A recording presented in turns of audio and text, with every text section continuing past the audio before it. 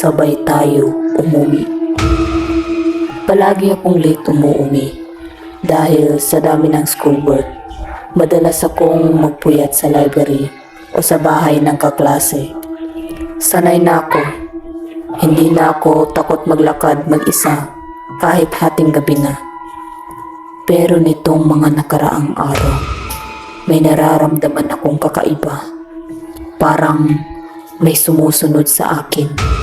Hindi ko naman laging nakikita, pero nararamdaman ko yung pakiramdam na parang may mga matang nakatitig sa'yo mula sa dilim. Kagaya ngayon, habang naglalakad ako pa uwi, naririnig ko ang mahihinang yabag sa likod ko. Nang lingunin ko, may isang babaeng naglalakad din sa parehong direksyon. Nakaputing blouse siya at may dalang bag, mukhang estudyante rin. Napabuntong hininga ako. Grabe, akala ko kung sino. Bulong ko sa sarili ko. Nang huminto ako sa tindahan para bumili ng tubig, huminto rin siya. Nang maglakad ako ulit, sumabay siya sa akin. Late ka na rin umuwi?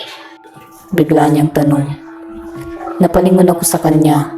Nakangiti siya. Mukha siyang mabait. Oo Sagot ko. Ikaw? Ganon din. Dito lang ako sa may kanto nakatira. Nagkwentuhan kami habang naglalakad. Nakakatuwa siya kausap. Kahit ngayon ko lang siya nakilala, parang matagal na kaming magkaibigan. Buti na lang may kasama ako ngayon. Sabi ko. Ang creepy kasi minsan parang may sumusunod sa akin tuwing umuwi ako. Tumawa siya. Oo nga, minsan may ganon talaga eh. Pagdating namin sa kanto, itinuro niya ang isang madilim na eskinita. Dito na bahay namin. Ikaw? Doon pa, mga 3 kanto pa mula rito. Ah, sige. Sabay ulit tayo bukas. Ngumiti ako. Sige, buti na lang nakilala kita. Oo nga eh. Sagot niya bago maglakad papasok sa eskinita. Pero bago siya tuluyang mawala sa paningin ko, napansin ko ang isang malaking tarpaulin na nakapaskil sa poste malapit doon. Napahinto ako. Pinagmasdan kong mabuti at biglang nanlamig ang buong katawan ko. Larawan iyon ng babaeng kasama ko. Missing person, huling nakita, 1 linggo na ang nakakaraan. Napatingin ako sa kanya.